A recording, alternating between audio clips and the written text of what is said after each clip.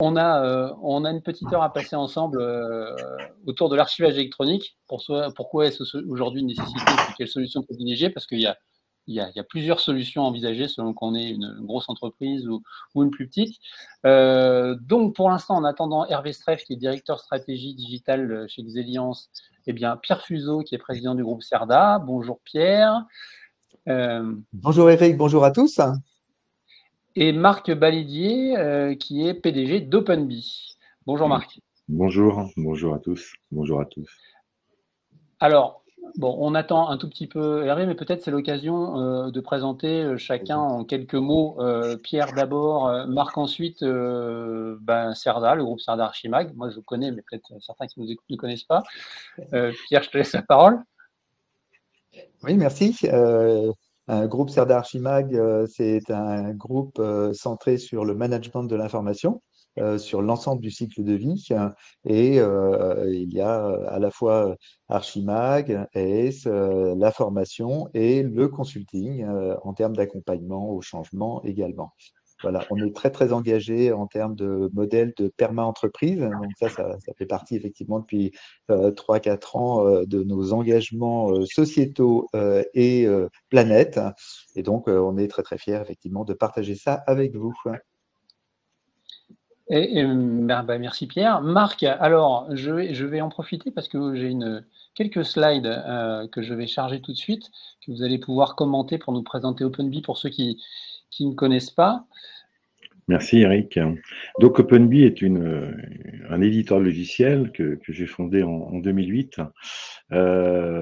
J'ai commencé en 2004 bien sûr à créer, je dirais, cette mouvance d'édition logicielle à direction des ETI, des PME. Étant une plateforme, donc je voulais avoir une plateforme intégrée parce que moi-même dans mes entreprises j'en avais pas, et je voulais avoir une plateforme de gestion intégrée qui comprenne une brique d'archivage à vocation probatoire, mais pas que, mais qui me gère aussi tous mes processus métiers en interne avec des workflows, des tâches, enfin tout ce que l'on connaît dans la gestion de l'automatisation des processus internes d'entreprise. Donc on travaille avec des grands distributeurs comme Konica Minolta, Orange, Toshiba, qui distribuent nos produits sur le territoire national, mais nous sommes internationaux, puisque nous sommes sur Singapour, sur aussi l'Afrique. Donc on distribue aussi bien en Asie nos produits par aussi des distributeurs assez importants. Et on essaye de correspondre, je dirais, à une demande terrain, parce que je dirais que c'est les chines dorsales d'une entreprise qui peut effectivement discuter avec des clients la même langue, ce qui est important. Donc, on a sorti une plateforme digitale qui permet effectivement de sécuriser les flux, parce que la sécurité, c'est quand même le maître mot, parce que depuis tout à l'heure, on entend quand même parler, quoi qu'il en soit, derrière le RGPD ou derrière EDAS V2.0, quoi qu'il en soit, on parle sécurité. Voilà, donc c'est la hantise de tout à chacun aujourd'hui. Donc, on est très axé au niveau sécuritaire.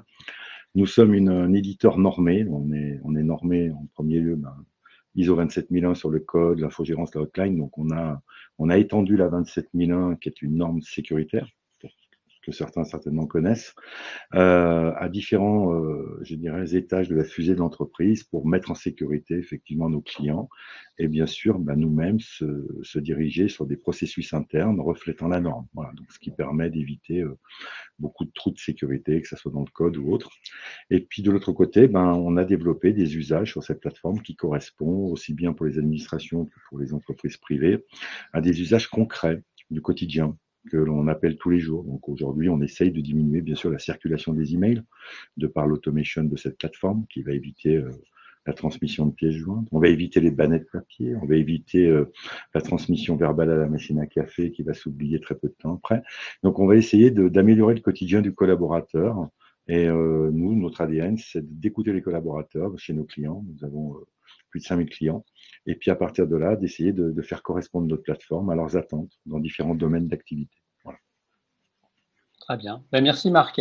Alors, on va revenir au cœur du sujet qui est l'archivage électronique. Pierre, je sais qu'il y a Maître Agosti qui a déjà répondu à la question autour des IDAS, mais une piqûre de rappel pour ceux qui viennent de nous rejoindre parce que le compteur monte, donc on est plus nombreux que tout à l'heure. Donc déjà, une piqûre de rappel sur l'actualité normative. Et puis après, sur les sujets qui sont forcément liés à ça, qui est autour de l'IA. forcément. Et puis, tu en parlais de l'éco-responsabilité et de l'éco en termes d'archivage. Alors, je vais charger aussi, Oui, quelques merci. secondes, charger la présentation, Voilà, les quelques slides que vous aurez à disposition. voilà, peut-être la deuxième slide directe. Donc, quatre sujets, hein. Ça, c'est vraiment une synthèse que j'ai souhaité partager avec tous. Le premier point, c'est en rebond avec Maître Agosti, hein, évidemment, puisque le sujet central aujourd'hui, c'est la normalisation ou c'est la standardisation en fait européenne, hein, puisqu'on est sous chapeau européen et donc du coup, on a le règlement EIDAS version 2 qui explicite effectivement l'archivage électronique et en particulier qualifié. Alors le premier sous-point, c'est effectivement, il y a un rappel des services exigés. Donc ça, c'est l'article 48, hein, comme ça vous l'avez en tête. Donc qui rappelle quelque chose qu'on connaît un petit peu par cœur, hein, qui est la qualité, la durabilité, la lisibilité, l'intégrité, la confidentialité, la preuve d'origine, donc ça c'est quelque chose d'un point important, et pendant toute la période de la préservation. Donc là, on est sur des questions de durée de conservation qu'il va falloir effectivement continuer à observer et à mettre en place en termes à la fois de processus, de procédures et de techniques. Donc ça, c'est le premier point. Le deuxième point, c'est ils ne font plus du tout de différence entre un document nativement électronique, hein, le natif, hein, et le numérisé. Donc ça, c'est un sujet qui, chez nous en France, depuis 2016, on a passé effectivement cette étape. On est toujours en train de se poser encore un peu la question, mais non, la question, elle est résolue, c'est traité, etc. Donc là, c'est l'article 66. Ce n'est plus un sujet. Donc voilà, ça, c'est vraiment les deux points centraux premiers. Ensuite, évidemment, on est en Europe, donc il y a 27 pays, donc il y a 27 façons de procéder, voire beaucoup plus, puisque effectivement, même à l'intérieur d'un pays, il y a pas mal de sous-possibilités. Et donc, du coup, il y a dans le règlement le besoin et l'indication qu'il faut développer sans chevauchement avec les ISO et avec les normes nationales. Alors, aujourd'hui, en France, on est quand même bien avancé et je pense qu'on a quand même un pouvoir de lobbying un peu quelque chose important. On a la NFZ 42013. Je pense qu'un certain nombre de personnes la connaissent ou la reconnaissent ou l'ont appliquée avec une certification qui va avec, hein, qui est la NF 461. Alors, déjà, il faut avoir en tête que cette norme a été transposée avec modification, mais transposée tout de même en ISO 16461. Donc ça, c'est vraiment quelque chose d'important. Et donc, aujourd'hui, sur le point 3, il y a évidemment au niveau normalisation CEN, donc CEN, on est au niveau de l'Europe, c'est en cours de rédaction et donc, comme le disait très bien Maître Agosti, c'est quelque chose qu'on va voir assez rapidement, puisque les travaux du TC 468 sont en cours effectivement de production pour une édition dans pas très très longtemps. Alors après la normalisation, il y a des processus, etc. Je pense qu'on ira beaucoup plus vite que effectivement les 3 ans réglementaires d'ISO. Mais en tout cas, bon, il faut l'avoir en tête. Et puis, le quatrième point, de manière tout à fait claire, archivage qualifié, c'est effectivement, on est sur la réponse à déjà le wallet, hein, et puis toute la chaîne en fait de qualifié. C'est-à-dire à partir du moment où on a une signature qualifiée, il convient effectivement de conserver pendant la période de préservation, dans les mêmes conditions de qualification, de qualité, la même signature électronique, donc le document signé, la donnée signée. Et puis, n'oublions pas qu'aujourd'hui, on est en plein processus de e-facture, hein. En France, on a vu effectivement que la DGFiP avait décalé sur 2026 le démarrage de ça, mais il ne faut pas oublier que nos amis italiens et que nos amis luxembourgeois sont passés depuis un certain temps en fait à la e-facture. Et donc, la e-facture nécessite une conservation, un archivage électronique qualifié qui soit effectivement sur un même niveau. Donc voilà, donc c'est quelque chose que je voulais effectivement rebondir et merci à Maître Agosti.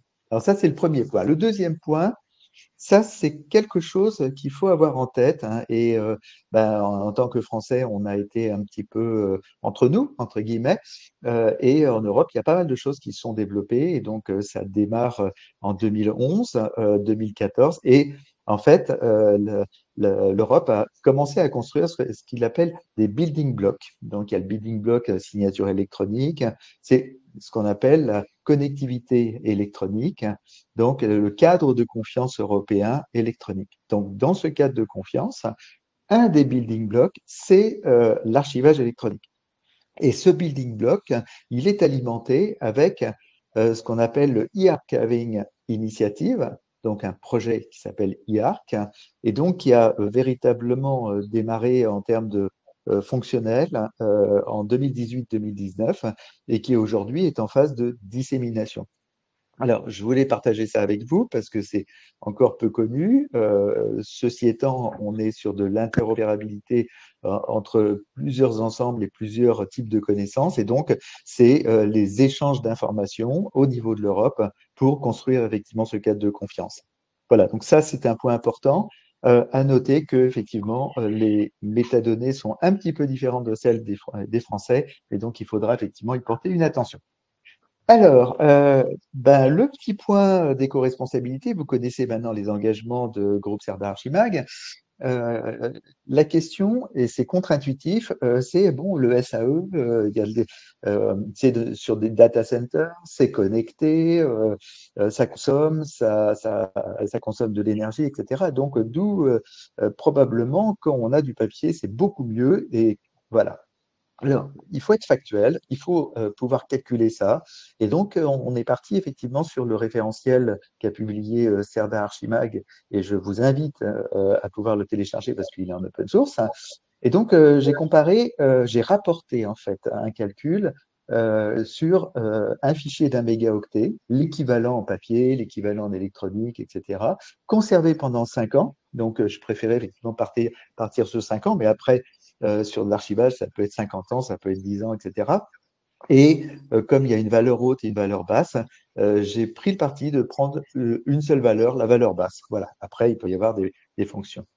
Donc, si on compare effectivement avec un email dans lequel on joint une pièce jointe de 1 méga et qu'on envoie en moyenne, ça c'est une moyenne effectivement qui a été calculée à 14,4 boîtes aux lettres, on est sur 244 grammes de conservation pendant 5 ans.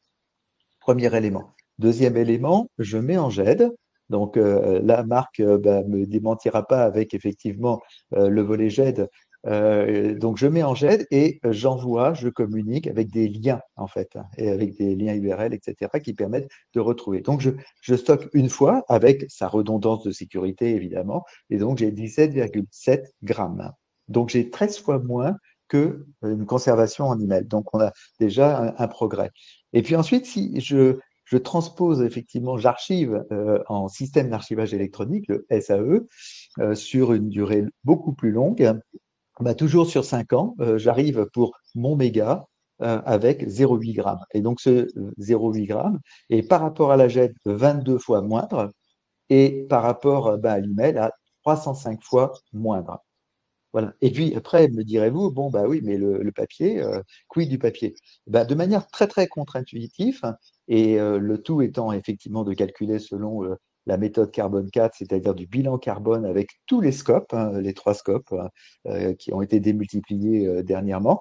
Donc, du coup, quand on fait un classement papier qui est un peu l'équivalent d'une GED, hein, c'est-à-dire on a effectivement dans son armoire à côté, etc.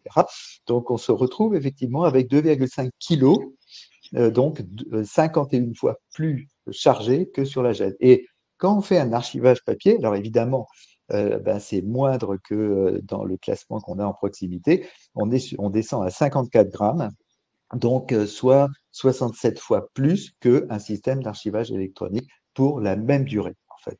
Bon, voilà, je voulais juste, parce que on cherche des informations et en fait, on n'en a pas, et globalement, on a fait les calculs effectivement à partir du référentiel CERDA coopérative carbone.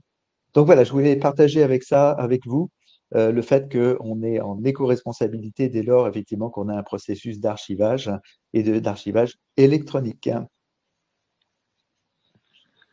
Alors, eh ben, en rebond, l'IA, ben, évidemment, on en parle parce que c'est un vrai sujet.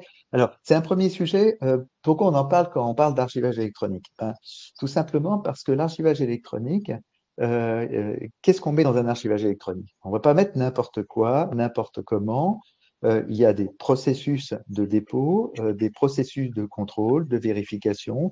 On contrôle des signatures électroniques, on contrôle des formats, on contrôle un certain nombre de choses et donc du coup, on se retrouve avec une qualité des données et ce qu'on appelle en IA la vérité des données, hein, ce qui permet effectivement d'entraîner correctement ben, les LLM hein, au niveau des IA. Donc à partir de là, on va économiser au niveau éco-responsabilité déjà le nombre de données d'entraînement, puisque effectivement on a une qualité qui est bien supérieure par rapport aux données standards, même dans les bases de données, hein. Les bases de données, on pense que c'est propre, etc., mais pas nécessairement. Alors que les données d'archivage ont été contrôlées et donc ont un cadre de confiance. Donc du coup, on a moins besoin de données, les données sont plus qualitatives et on a des meilleurs résultats au niveau des modèles et on aura effectivement une meilleure efficacité au niveau de l'application et l'utilisation de l'intelligence artificielle. Donc ça, c'est premier point. Deuxième point, c'est évidemment, l'IA appliquée à l'archivage électronique, c'est effectivement du tri automatique, de la catégorisation, du traitement automatique. Là, on est sur de l'IA, je dirais, plus traditionnelle. On est moins sur le génératif, mais c'est quand même très, très efficace. Et donc là, il y a beaucoup de développement à ce niveau-là. Le troisième point, ben, il rebondit par rapport au premier point. C'est-à-dire, on a deux grands risques en fait de l'IA d'un point de vue éco-responsabilité. Le premier point, c'est les émissions, c'est-à-dire le rebond, c'est-à-dire plus on a de l'IA, plus on va s'en servir et plus on a de l'empreinte carbone. Donc ça, c'est un premier risque. Et puis le deuxième risque, c'est l'IA et les données d'entraînement de l'IA ont des risques de sécurité sur ce qu'on appelle les régurgitations. Donc, à partir du moment où il y a effectivement des données internes qui sont utilisées en entraînement, l'IA est en possibilité, s'il n'y a pas de précautions qui sont prises, de pouvoir régurgiter un certain nombre de données internes. Et là, on est vraiment en risque majeur d'un point de vue sécurité. Donc, données sensibles, attention. Voilà. Et le quatrième point, bah, c'est juste l'ouverture, parce qu'aujourd'hui, bah, on n'a pas encore cette information. L'ISO TC46, donc c'est le management de l'information, est parti dans un projet de normalisation pour l'archivage de l'IA, c'est-à-dire l'archivage des algorithmes, l'archivage des données d'entraînement, l'archivage de la gouvernance de l'IA. Donc voilà, je voulais juste partager avec vous que ce point 4, eh ben, il est parti en normalisation. Donc, bon, là, pour le coup, on devrait l'avoir dans 1 ou 2 ans. Je pense 3 ans, c'est peut-être un peu long, mais dans 1 ou 2 ans, ça devrait être bon. Donc voilà, je voulais vraiment partager avec vous ces 4 grands sujets autour de l'archivage électronique aujourd'hui, à date, avec les différents points. Ben, merci Pierre. On va rester dans l'IA. Hervé, est-ce que tout est bon pour toi? Est-ce que tu nous entends? Est-ce que tout fonctionne? Bonjour Hervé. Donc Hervé stresse. Oui, bonjour. Veuillez m'excuser pour mon retard, j'ai eu des problèmes de connexion. Voilà. Écoute, c'est pas là. L'essentiel, c'est que tu nous aies rejoints. Oui. Donc maintenant que vous êtes tous les trois, moi je vais vous laisser discuter entre vous et je vais aller prendre un café. Non, je plaisante, mais presque, presque, parce que donc Hervé peut-être parce que Pierre et Marc ont chacun présenté leur entité. Peut-être que tu peux présenter pour ceux qui ne connaissent pas Xeliance. Et ensuite, eh ben, que tu rebondis sur ce que disait Pierre à propos de l'IA et comment justement l'IA peut redonner un nouvel intérêt du 109 au SAE chez Xeliance. Voilà. Peut-être en introduction, je vais peut-être présenter en quelques mots Xeliance. Pour ceux qui ne nous connaissent pas, parce qu'on est une marque assez récente, on a 5 ans hein, sur le marché, mais en fait une entreprise assez vieille qui opère dans le domaine de l'archivage, historiquement de l'archivage physique, avec les marques Locarchive et Archiveco qui ont fusionné dans le contexte de Xeliance, et des opérateurs dans le monde de la GED et du business process outsourcing qui sont notamment ScanEco et toute notre partie intégration de JET. Voilà, donc on intervient dans ces parties de gestion d'archivage, de process, mais également en tant qu'éditeur logiciel pour un éditeur assez connu, notamment dans la sphère publique, qui est Marche, qui édite des solutions d'archivage et solutions de gestion électronique de courrier et de parapheur de signature électronique. Voilà. Alors pour répondre à ta question, effectivement, on va commencer par la question. Pour nous, il y a deux sujets qui nous intéressent beaucoup en ce moment par rapport un peu à l'avenir de l'archivage électronique, qui sont le premier point, l'aspect réglementaire, dont a parlé Pierre, hein, notamment les évolutions dans le cadre de IDAS V2 et des nouveaux services d'archivage électronique. Et le deuxième sujet qui est l'IA. Donc, comme ta question est plus précisément sur ce point, effectivement, on a, nous, côté Xeliance, monté une cellule de recherche et développement autour de l'intelligence artificielle, de comprendre les technologies et la façon dont ça fonctionnait, de voir quels pouvaient être les cas d'application, notamment dans le domaine de l'archivage.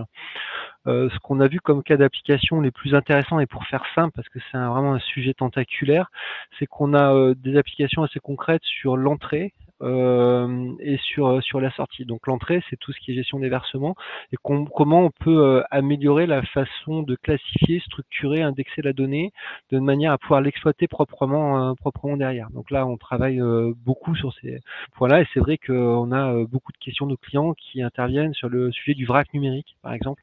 Aujourd'hui, dans le numérique, il y a l'infobésité, il y a énormément de choses qui sont produites. Qu'est-ce qui est important d'archiver, comment les classifier? Et à partir du moment où il faut y aller entre guillemets à la mano et mettre des gens pour faire le tri, mais en fait on le fait pas. Donc en fait on va réarchiver ce vrac derrière et on verra plus tard. Donc effectivement on a des cas d'application très intéressants aujourd'hui sur pouvoir scanner un corpus, pouvoir définir des critères de classification, de sensibilité pour rendre les tris plus opérants et les structurer de manière à les rentrer plus facilement dans les systèmes d'archivage électronique. Voilà. Le deuxième point qui nous semble très intéressant, c'est de travailler la capacité du search. Aujourd'hui, qu'est-ce que font les systèmes de type GED et les systèmes d'archivage électronique notamment? C'est-à-dire vous tapez une requête de demande de résultats dans une interface de recherche et ça va vous sortir une liste de documents. C'est une liste de résultats qui sont des listes de documents et ensuite vous allez rechercher dans les contenus documentaires votre information. Ce que peut apporter l'IA, c'est que au lieu de ressortir une liste de documents, ça apporter une réponse à une question exprimée en langage naturel dont la réponse a été comprise sur l'ensemble du corpus archivé. Et là, ça change complètement la donne sur je dirais, le design et l'approche qu'on peut avoir du search dans l'archivage. Et à mon avis, ça c'est mon intuition, c'est que autant aujourd'hui on archive beaucoup de choses qui ont assez peu d'intérêt au niveau de la connaissance ou de la valeur patrimoniale. Je dirais le patrimonial, c'est une partie très faible de ce qui est archivé. Le reste est plutôt archivé pour des raisons légales, par exemple des factures, des notes de frais, etc. Autant si on sait mieux valoriser l'exploitation des contenus, peut-être que ça va amener en archivage des fonds de type knowledge management plus facilement dans les systèmes de GED, dans les systèmes d'archivage électronique, parce que il y aura un intérêt business à faire de la recherche qui apporte des réponses et pas uniquement des listes de documents dans lesquels faire son marché. Voilà. Alors ça c'est intéressant, ça amène du rêve en termes de fonctionnalité, c'est un peu le stade où on est aujourd'hui, on vous vend du rêve, voilà, de la super fonctionnalité que je vous apporte sur de la classification, sur du search, etc. Mais ce qu'il faut pas oublier, c'est les verrous qu'il y a derrière ces technologies, et les premiers verrous, tu l'as évoqué Pierre, c'est la problématique de la confidentialité, la souveraineté. Moi j'en identifie trois. Le premier, c'est le critère de la souveraineté. Aujourd'hui, vous avez beaucoup de services d'IA, où on parle de GPT, etc. C'est lié à des opérateurs qui sont plutôt américains. Il y a des problèmes de réglementation extraterritoriale. À partir du moment où vous allez sortir de la donnée des documents qui vont être absorbés par ces moteurs, elles sont rendues plus ou moins publiques, elles ne vous appartiennent plus vraiment. Donc il y a cette question de la souveraineté. Donc comment je peux opérer des services d'IA mais qui restent souverains? Deux, c'est pas suffisant, c'est comment je vais assurer une certaine forme de confidentialité, c'est-à-dire l'information que je vais donner en alimentation de ces moteurs, est-ce qu'elle va pas servir à un concurrent, par exemple, quand bien même c'est un service souverain, voilà. Et un troisième critère qui est important, qui est la question de la démonstrabilité. Aujourd'hui, vous allez avoir une intelligence artificielle qui vous a apporté une réponse et elle va être tellement bonne dans l'expression, dans son expression, la façon de rédiger, que vous allez la croire. Or, elle peut vous raconter des absurdités énormes. Et comment se pose une question de responsabilité de l'offreur en fait qui va apporter ces services par rapport au type de réponses qui ont été données et l'usage qu'on va en faire. Donc en fait, c'est important que derrière on puisse démontrer que effectivement telle réponse a été amenée avec telle source. Et c'est là où on voit l'intérêt de l'archivage, c'est que le moteur d'IA puisse citer ses sources et que ça ne soit positionné que comme des fonctions d'assistance, et que c'est bien l'humain qui va évaluer si la réponse est pertinente, et notamment quand elle apporte une responsabilité. Voilà. Donc ces 3 verrous sont loin d'être traités. Autant aujourd'hui sur le marché, on voit beaucoup de solutions de rêve, en fait, de solutions opérationnelles, mais on voit moins bien comment sont gérés ces problèmes de la souveraineté, de la confidentialité de la donnée et de la démonstrabilité de ces fonctions-là. Voilà. Donc voilà sur les sujets sur lesquels on travaille. Donc concrètement, vous voyez bien, c'est qu'on puisse nous proposer un service souverain, donc opérer dans nos propres infrastructures complètement cloisonnées par rapport à des corpus documentaires, et on sait que le corpus documentaire d'un client ne va pas filtrer par rapport à celui du client voisin, et qu'on puisse amener des éléments de démonstrabilité sur les réponses qui sont apportées. Voilà. Mais toutes ces fonctionnalités, donc c'est au stade de R&D, mais Oui. est-ce qu'on peut avoir... est-ce qu'il y a quand même une horizon? On se dit, en termes de, tu parlais des capacités de recherche ou tu parlais aussi de structuration, ça pourrait être utilisable dans peu de temps ou intégré dans peu de temps. Actuellement, comment on l'a géré? Donc on a géré effectivement de la R&D. Donc la R&D, c'est faire du prototypage. Donc là, on a passé ces fonctions de prototypage et notamment sur ce qu'on appelle les fonctions socles, donc qui permet d'avoir un moteur qui permet d'adresser les fonctions dont j'ai parlé, donc le search, la classification, etc. Donc là, on est en phase d'industrialisation de ce moteur de telle manière à pouvoir l'appeler en fait via nos différents produits ou lignes de service, avec des technologies qu'on appelle DORAG. C'est-à-dire, tout à l'heure, Pierre parlait notamment des logiques d'apprentissage. Nous, ce qu'on s'est dit, c'est qu'aujourd'hui, pour avoir la taille pour pouvoir produire, enfin créer des LLM et apprendre à des LLM est extrêmement coûteux. C'est extrêmement coûteux en fait. Et il vaut mieux récupérer des modèles qui sont en milliards d'apprentissage qui existent en open source sur le marché et de travailler à côté sur ce qu'on appelle des bases de vectorisation de données qui permettent d'alimenter des contextes dans des moteurs génériques plutôt qu'essayer de faire évoluer et de maintenir ces moteurs génériques qui peuvent coûter des millions de dollars en fait à maintenir. Donc c'est toute cette infrastructure-là qu'on a mis en place et la première application qu'on lance en juin aujourd'hui, c'est pas une application directement liée à l'archivage, mais l'application de gestion de courrier de réponse dans le cadre d'une application de gestion de courrier pour l'administration. L'idée, c'est de pouvoir beaucoup plus rapidement faire des propositions de courrier de réponse à des administrés. Et là, il y a des gains de productivité énormes qui peuvent être réalisés via ce type d'application. Donc c'est ça qu'on a priorisé et les fonctions plutôt ensuite ce sera les fonctions de classification pour produire plus rapidement de l'indexation, notamment sur le vrac numérique, et enfin les fonctions de search via des contextes clients, enfin des cas d'usage clients qui apportent une véritable valeur business. On n'a pas envie de faire la démonstration juste pour la forme, mais montrer qu'il y a vraiment une application métier concrète qui apporte quelque chose. Ouais. Et est-ce que les clients, alors là, je m'adresse à vous deux, Marc et Hervé, est-ce que sur 3 des 4 points que soulevait Pierre, donc l'intégration de l'IA, le côté éco-responsable et puis les normes, est-ce que vos clients sont plus sensibles ou en tout cas vous posent des questions plus sur un sujet que sur un autre? Est-ce que c'est l'IA? Ça dépend de la typologie de clients. Il faut classifier la typologie des clients et les moyens de nos clients. Nous avons des PME, des ETI, des grands comptes, d'autres marchés, des grosses administrations. Et là, les moyens ne sont pas les mêmes. Donc aujourd'hui, les PME, c'est quasiment 27% du PIB, il ne faut pas l'oublier. Donc c'est quasiment un tiers de l'économie française. À peser dans la balance, voilà. Et on voit bien qu'ils n'ont pas du tout les mêmes moyens. Pourquoi? Parce que déjà, il y a un nombre de personnes réduites, il y a des services quand même beaucoup plus réduits au niveau des SI. La normalisation est mal comprise parce qu'ils n'ont pas de service juridique forcément interne. Donc on voit bien qu'on a une certaine pénibilité dans le monde de l'entreprise traditionnelle que le Quad et tous, qui est l'entreprise de 200 personnes, 300, 400 et même 50, qui, elle, n'a pas les mêmes moyens d'appréciation qu'une administration, qu'une ETI qui aura un service juridique, qualité interne, normalisation, qui, elle, va sensibiliser les directoires, qui eux-mêmes vont commencer à prendre des décisions pour aller dans certaines directions. Ça, c'est la première chose. Nous, on a travaillé sur des LLM concernant nos OCR, puisque nous sommes en autonomie aussi bien au niveau de la NF 4201, la norme du coffre. On était le premier intégré sur une plateforme GED pour faire de l'archivage derrière. On pousse cette norme avec Jean-Louis Pascon à l'ISO, puisque on a des clients internationaux, donc nous, on ne pouvait pas non plus rester avec une norme franco-française et non reconnue à l'ISO. Mais on voit bien qu'on a beaucoup d'entreprises qui sont vraiment perdues sur le côté légal. Tout à l'heure, le cabinet Caprioli en parlait très bien. La gestion du risque, je prends un exemple simple, on parle archivage. Alors moi, je suis très pragmatique, alors, donc c'est peut-être des fois ce qui plaît ou ce qui déplaît, mais quand on fait un audit documentaire, quand nos partenaires vont en audit documentaire chez un client, aujourd'hui, on va même dresser une matrice de risque chez le client, hein, une espèce d'ébios quelque part, quelque chose qui va démontrer au client qu'il a certains types de documents qui vont être peut-être mieux conservés en papier, malgré qu'on ait tout un armada, comme on en parlait précédemment, de normes qui pourraient être en vocation probatoire devant un juge. Mais le juge est le seul maître à bord de son tribunal et il peut très bien nous rejeter effectivement un document, même arrivant du meilleur SAE du monde. Hein, voilà. Donc ça, il faut quand même pas perdre de vue que nous avons une personne qui est humain. Pour l'instant, c'est encore pas une IA, le juge.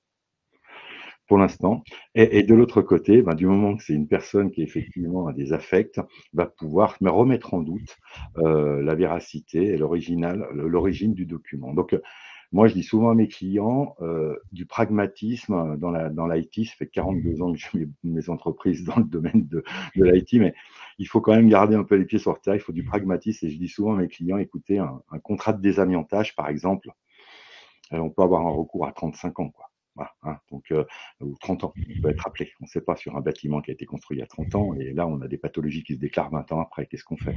Là, on le garde papier, celui-là. Il tient 30 feuilles, 20 feuilles. On ne va pas forcément aller le mettre on va le stocker en digital pour au cas où on a un dégât des eaux ou quelque chose, mais on va sécuriser et on va garder ce document bien au chaud, en mode papier, pour être ceinture, bretelle quand on va arriver devant une autorité administrative ou civile. Voilà, vous voyez.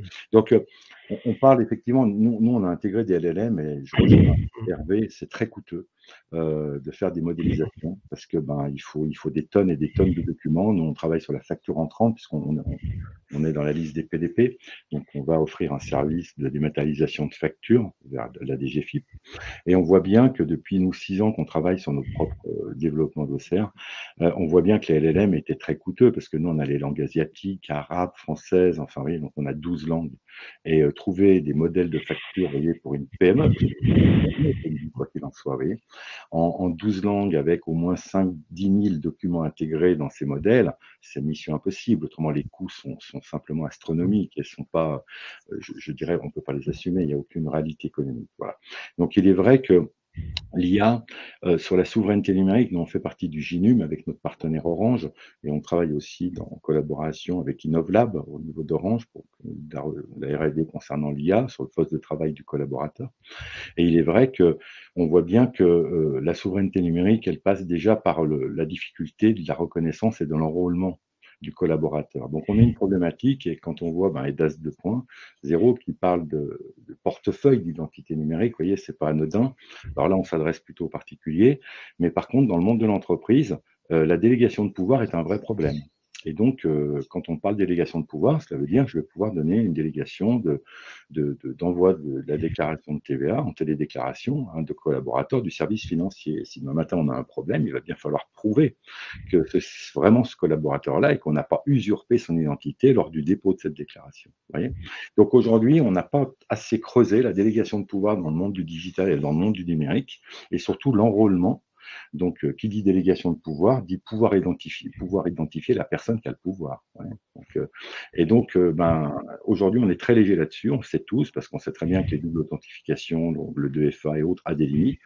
On voit bien que nos amis hackers vont un peu même à la même vitesse que nous en R&D, même des fois nous doublent.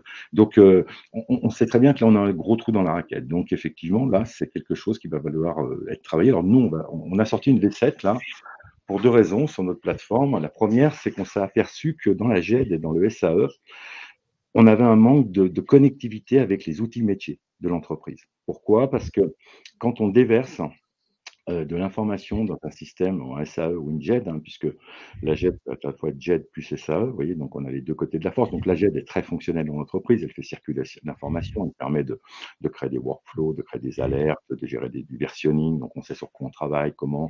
Et Pierre disait tout à l'heure avec son bilan carbone, effectivement l'a démontré, on est beaucoup plus économique, je dirais, au niveau ressources qu'un système papier, quoi qu'il en soit, ou un système de mail. Ça, c'est la première chose. Et puis Hervé évoquait le côté Big Lake, donc Big Data.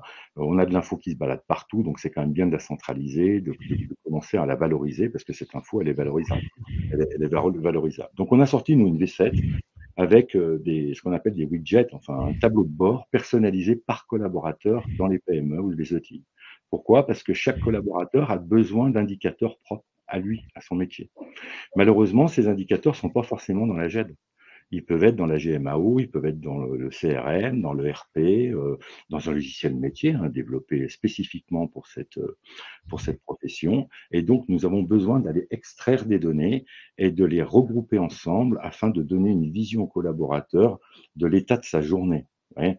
Donc, quand j'arrive au bureau, souvent, je suis obligé d'ouvrir mon mail, mon RP, mon CRM, ma GMAO si je suis dans la prod. Vous voyez ce que je veux dire? Je n'en finis plus d'ouvrir des trucs le matin quand j'arrive au bureau. Donc là, on a créé un dashboard, donc un panneau de contrôle, un panneau d'accueil dans le logiciel qui va permettre de connecter tous cet écosystème du SI et de récupérer des KPI, donc des indicateurs français, donc des chiffres ou des valeurs permettant aux collaborateurs de commencer une journée en sachant effectivement exactement ce qui se passe dans les autres outils métiers et fonctionnels pour sa journée. Ça, c'est important.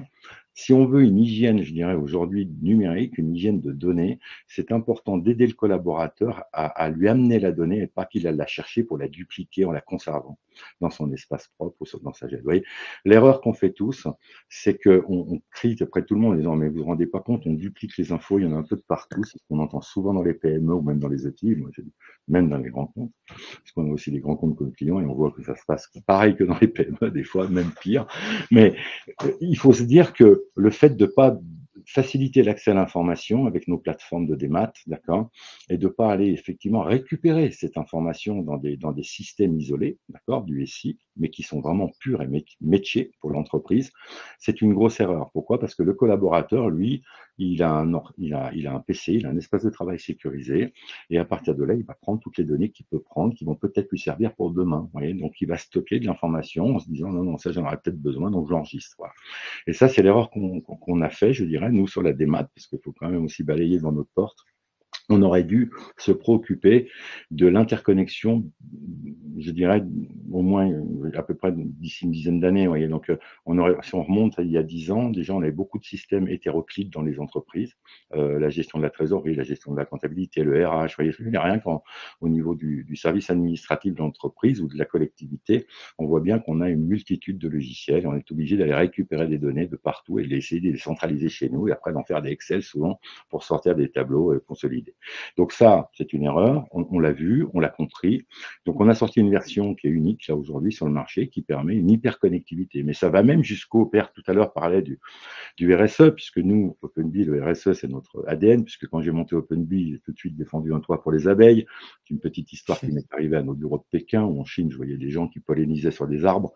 Quand je suis rentré, j'ai appris une rare, on m'a dit effectivement qu'il y avait un gros problème de pollinisation. Donc là, effectivement, on a commencé à se mettre en route autour d'OpenBee. C'est pour ça que j'ai appelé OpenBee, parce qu'effectivement, c'était une problématique de pollinisation. Et vous savez que sans pollinisation, on va plus manger grand-chose. Voilà. Donc une fois qu'on a dit ça, on voit bien que le RSE est très très important, mais on a du RSE aussi, par exemple, sur les systèmes de chauffage des bâtiments. On a des protocoles aujourd'hui qui sont normés de transmission, comme Zigbee, Z-Wave, enfin tout ce que vous entendez, quand vous entendez des marques comme Netatmo qui a pris un essor incroyable sur les thermostats sans fil. Aujourd'hui, beaucoup de gens, beaucoup d'entreprises bénéficient de ces systèmes sans fil à l'intérieur, et notre dashboard sera même capable d'aller connecter et d'aller récupérer le flux d'un capteur pour le mettre en sécurité dans un coffre, par exemple, en cas de dommage ou dans l'entreprise à un moment donné, ou un capteur de porte, vous voyez, d'ouverture-fermeture. Donc ça va très loin aujourd'hui la démat, puisqu'on parle documents, oui, mais Et vous le disiez, Pierre, si justement, et Hervé aussi, il y a une multitude d'informations numériques qui nous arrivent, pas forcément documentaires. Et cette information, elle n'est pas aussi gérée par l'homme, elle est gérée par des capteurs, elle est gérée par un transhumaniste quelque part, qu'on retrouve sur le capteur de porte, à l'entrée de l'entreprise, dans les véhicules pour la géoloc, sur votre montre connectée, enfin à n'importe quel endroit. Et donc, ces informations, il y en a certaines, on parlait tout à l'heure d'une matrice de risque, mais il y en a certaines qui peuvent mettre à risque l'entreprise. Et c'est là qu'il faut les identifier dans les audits documentaires. Donc, vous voyez, on les pousse un peu plus loin. On les pousse aussi sur les données numériques qui peuvent être générées par une machine-outil, un capteur sur une machine. Et on va voir comment communique ce capteur et si nous, on est capable d'aller faire une requête sur ce capteur pour récupérer un flux et le positionner dans je dirais, dans une position à vocation probatoire. Ça veut dire dans une position où il ne pourra pas être modifié dans le temps. Voilà. Pourquoi? Parce que l'entreprise demain matin peut être appelée sur un défaut quelconque, elle va être obligée de remonter dans le temps et elle va récupérer ce qu'on appelle des fichiers de preuve. Et nous, c'était notre spécialité, le fichier de preuve, ce qu'on appelait dans le temps le record tracking. Mais là, maintenant, je parle de fichier de preuve, parce qu'on est bien vieux. Donc, l'idée, c'est effectivement de fournir un maximum de fichiers de preuve à vocation probatoire, donc conservés dans les normes de l'art, avec effectivement un cachet, EDAS, donc bien normalisé, on va dire, au niveau conservatoire, et de pouvoir donner la possibilité à notre client d'aller se défendre. C'est ça qui est important, parce que le numérique, on l'utilise en tant que production, donc on l'utilise avec une matrice où il y a un plus, il est en haut du swap, et puis de l'autre côté, il ne faut pas oublier qu'il y a quand même beaucoup de moins qui peuvent apparaître à un moment donné sur la véracité effectivement de l'information, mais pas forcément que documentaire. Voilà. Donc, il faut bien se dire que le monde change, le flux numérique change aussi, c'est pas que du doc, papier qu'on numérise ou du mail qu'on reçoit, on a élargi le spectre. Ça peut être des données, c'est vrai. Ouais, alors, pardon Marc, mais je voudrais juste avoir l'autre pendant, parce que je crois que du côté de Xeliance, l'approche en matière d'archivage électronique, de solutions et même de clients est différente. Oui. Je voudrais avoir l'approche d'Hervé de ce côté-là. Effectivement, différente peut-être pas. Après, ça dépend un peu du positionnement d'OpenBee par rapport à celui de Xeliance. Nous, on voit un peu tout le scope, effectivement, sur la sphère privée côté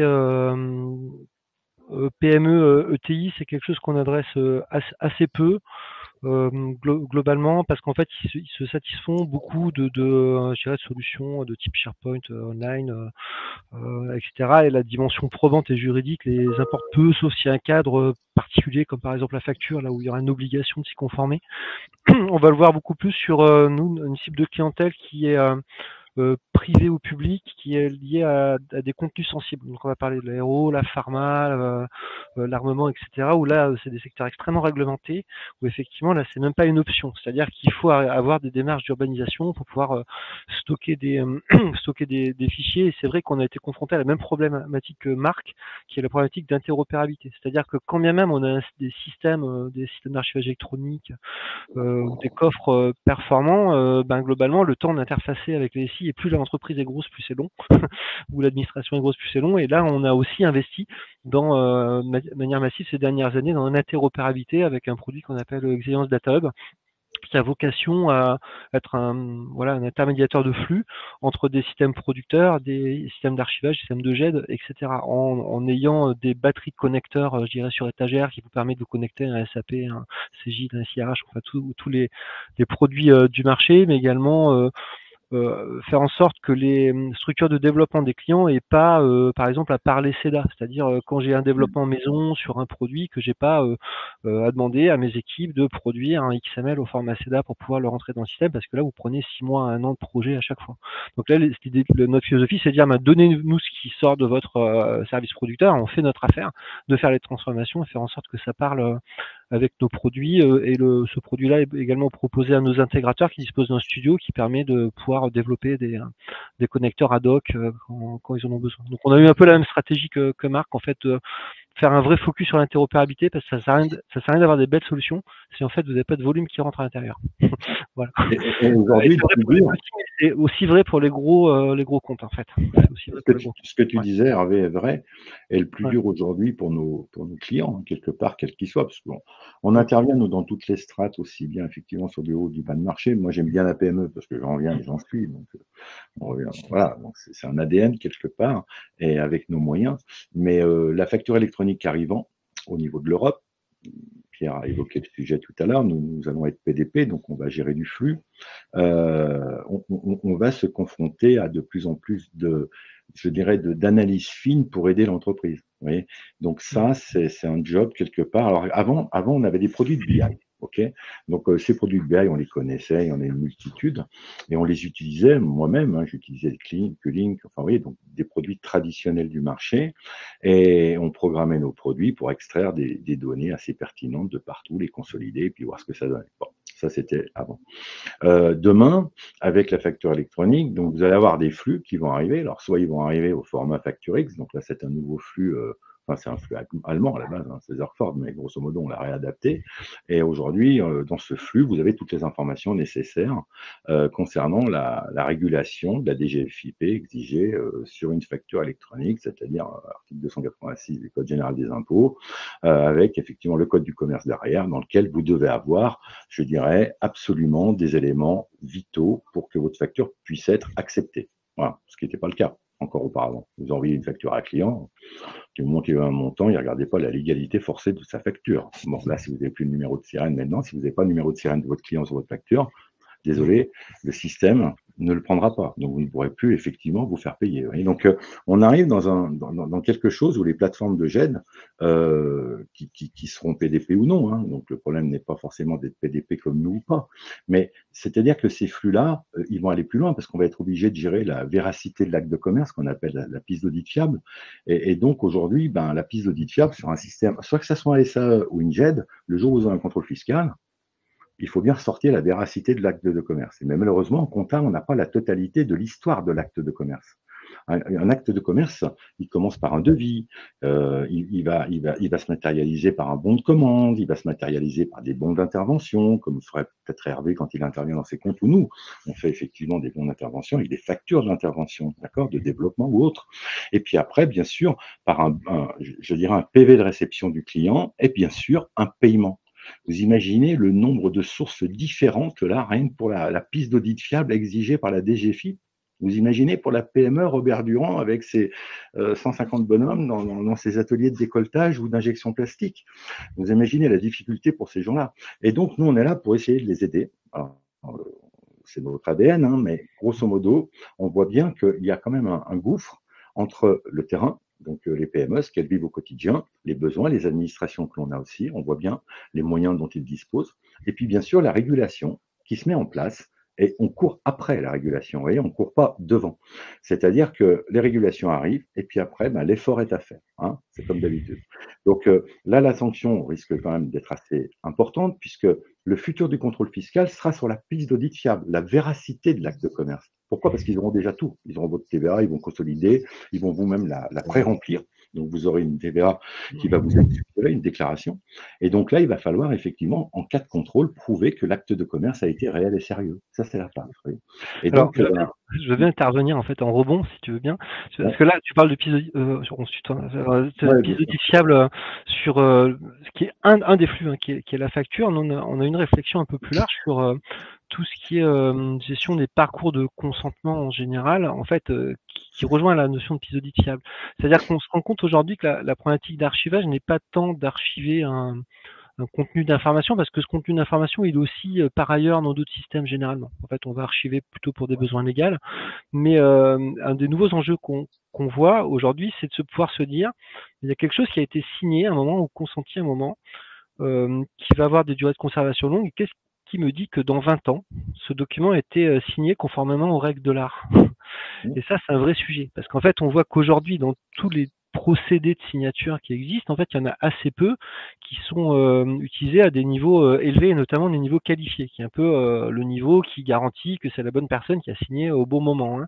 La 99% quasiment des actes aujourd'hui sont signés avec des niveaux beaucoup plus faibles, voire on voit même des gens encore qui font le scan de leur signature et qui photocopie. Enfin, on en est encore là, hein, quand même. Faut le voir. Donc, qu'est-ce qui va prouver aujourd'hui que effectivement tout a été fait dans les règles de l'art pour consentir un paiement, pour consentir un document, etc.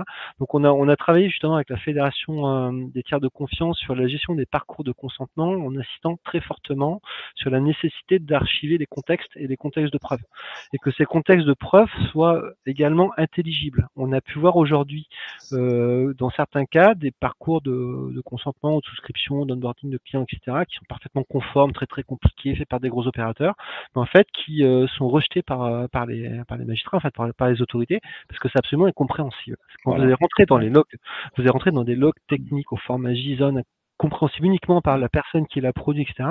Et à un moment, même les experts n'arrivent plus à comprendre. Et comment on peut se dire à un moment, je sais attester quelque chose de manière intelligible et compréhensible par un juriste, au moins par un juriste qui puisse le faire. Et si vraiment il y a besoin de pousser des expertises, qu'on donne tous les éléments techniques à un expert pour qu'il aille pousser. Donc voilà, donc je fais un peu un teaser. Aujourd'hui, on va sortir un référentiel en fait qui permet de donner les bonnes pratiques sur la constitution de ces fameux dossiers de preuve et la manière de les archiver, de manière à pouvoir prouver, je dirais, une forme d'authenticité, c'est important. À posteriori. Très important. Voilà.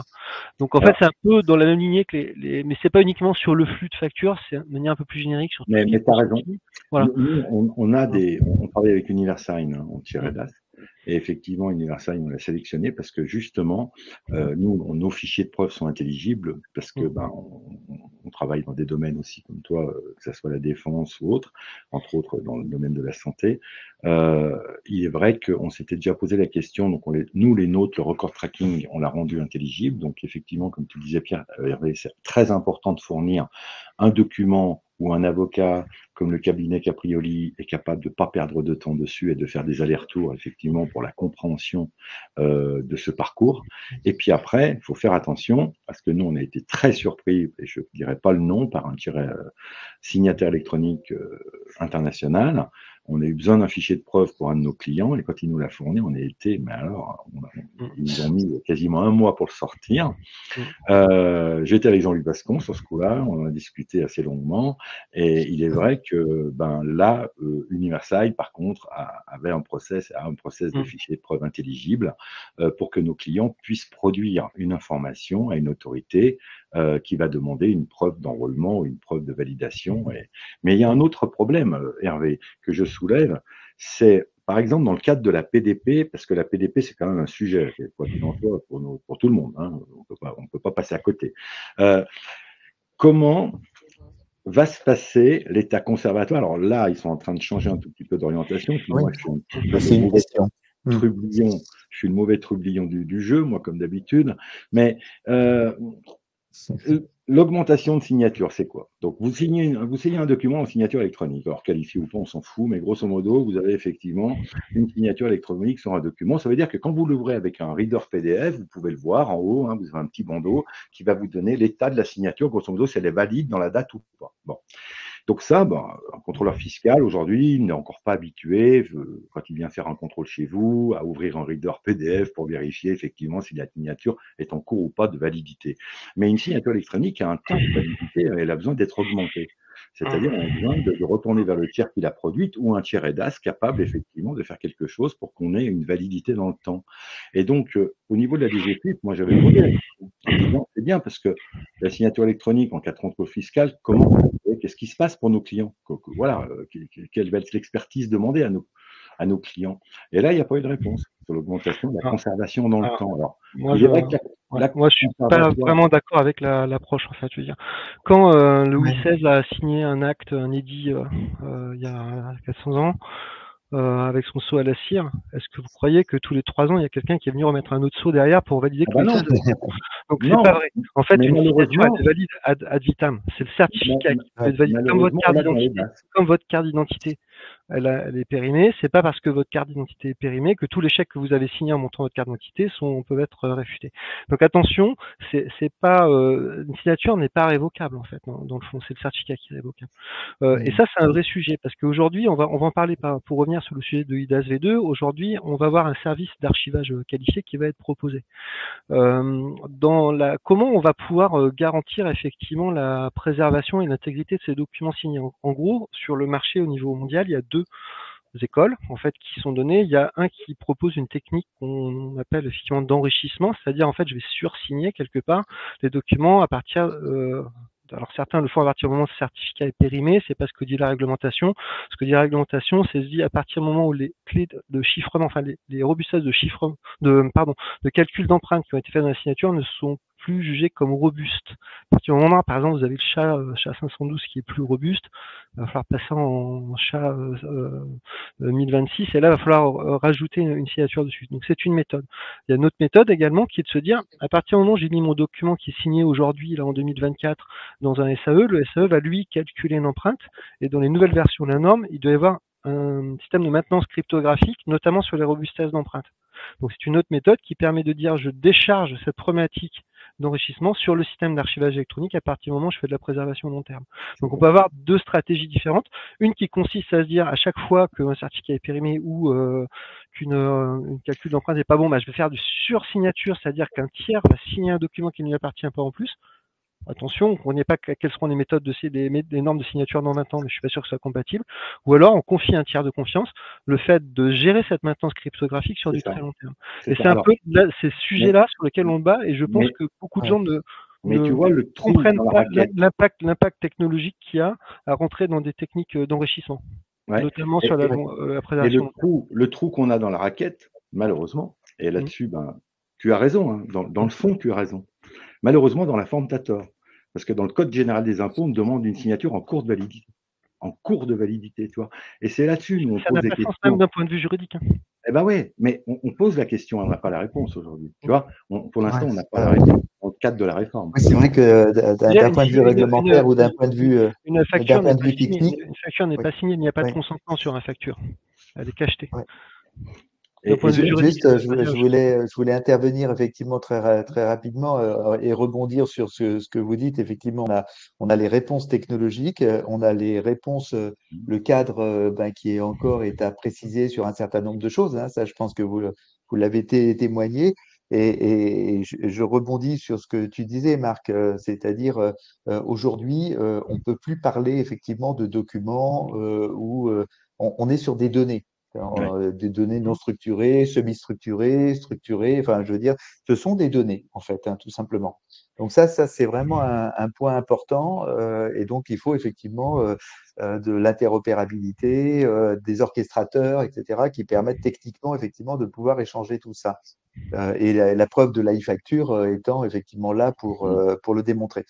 Il y a une chose que je voulais rebondir par rapport effectivement à tout ce qui est dit, c'est aujourd'hui dans les organisations, qu'elles soient des grandes organisations ou des moyennes, bon, des petites, effectivement, Marc, tu as dit, c'est des questions aussi de moyens, de ressources, etc. On est bien d'accord, mais même dans les grandes et les moyennes, moi, ce que j'appelle et ce qu'on a l'habitude d'appeler la gouvernance, en fait, hein, c'est-à-dire la définition d'une gouvernance, comment, qui fait quoi, qu'est-ce qu'on fait, qu'est-ce qu'on décide, comment on mesure le risque, hein, quels sont les éléments technologiques auxquels on a recours à date. Et après, il y a les versions, effectivement, mises à jour l'année suivante, etc., etc. Mais cette gouvernance de la donnée, ou ce qu'on appelle la gouvernance de l'information, hein, tout simplement, puisque ça couvre effectivement données, documents, etc. Aujourd'hui, moi, je la vois pas beaucoup. Je la vois pas beaucoup. Et par exemple, bon, l'ISO 8000, qui est effectivement de la gouvernance de la donnée, en fait, hein, elle est très, très peu répandue, très peu maîtrisée. Il y a des directions de la donnée, mais d'un côté, très souvent, en termes d'organisation, il y a les directions de la donnée, et ça veut dire la donnée structurée, des bases de données, en fait, hein, très clairement. Et puis de l'autre, il y a les documents de l'autre. Donc, il n'y a pas la direction des documents. Encore que parfois, il y a la direction des documents. Donc, évidemment, les deux s'ignorent, alors qu'effectivement, on parle de la même chose.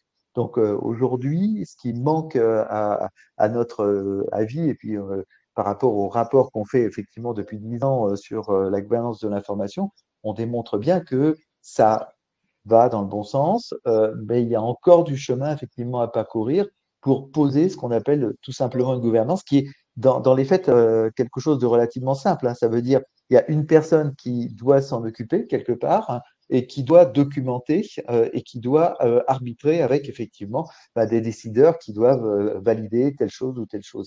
Et surtout, c'est entretenir. Cette vision, on ne l'a pas encore, en fait, complètement. Et Pierre, la difficulté… Et ce sera bientôt le mot de la fin, hein, parce qu'on déborde. C'est d'entretenir… En une minute. Merci Eric. C'est d'entretenir cette gouvernance. Et il y a un autre sujet aussi où il va falloir qu'on se préoccupe assez rapidement. C'est le post-quantique. Alors, il va arriver très vite, hein, puisqu'on va avoir des puissances de calcul qui se démultiplient rapidement. Et on parlait, Hervé abordait le côté cryptographie.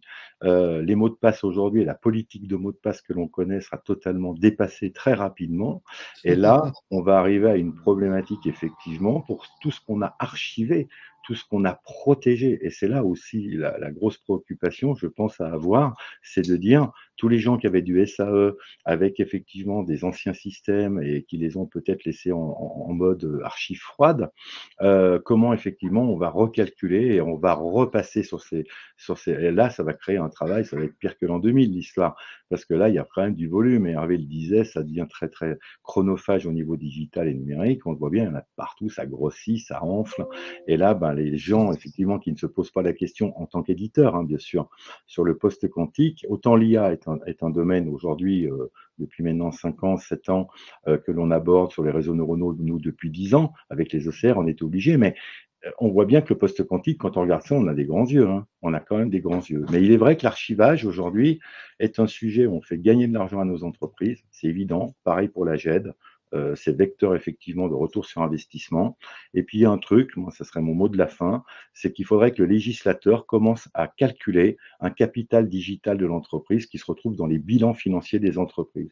Parce qu'il n'est pas normal qu'une société dans un code APE quelconque ou un AF quelconque, hein, dans un domaine d'activité, ne valorise pas son capital digital par rapport à un concurrent qui sera valorisé bien sûr au même prix au niveau bilanciel, qui n'aura pas de digital en interne et de numérique et qui n'aura pas fait l'effort d'avoir un système d'archivage, d'avoir un système de circulation d'informations, mais surtout de mémoire de l'entreprise. Vous voyez, et ça, aujourd'hui, c'est quand même regrettable qu'on n'ait pas des instances comme les conseils de l'ordre qui influent pour que cette ligne au bilan de l'entreprise, ça soit pour la mienne, Xélian, tout le monde, Archimag, mais l'effort fait pour une PME ou une ETI ou une entreprise, un grand compte, sur le numérique, aujourd'hui, n'est pas valorisé bilanciellement parlant, ce qui est marrant. Et alors que ça devient un vrai capital. Hervé en parlait tout à l'heure sur l'IA, c'est un vrai capital aujourd'hui. C'est un capital de mémoire, c'est un capital de savoir et stratégique. Parce qu'on va faire du BI, on va faire de l'intelligence économique. Parfait. Merci Marc. Peut-être Hervé, en une minute, une conclusion ou ton ressenti sur ces sujets. Moi, en conclusion, oui, je suis d'accord, on va avoir des défis technologiques, notamment par rapport aux puissances de calcul type quantique, etc. Mais je pense qu'on va y arriver. On va y arriver. Pour le problème, de toute façon, on n'a pas le choix. On a intérêt. Moi, ce qui me semble le plus impressionnant, c'est un peu les perspectives navires sur les capacités de l'IA. Là, on est quand même bluffé par ce qu'un ChatGPT peut faire aujourd'hui, mais alors qu'on c'est un bébé par rapport à ce qu'il va pouvoir faire dans quelques années. Et là, je me dis, il faudrait pas que les archivistes loupent le coche, parce que je pense que c'est un formidable moyen de valoriser les fonds d'archives.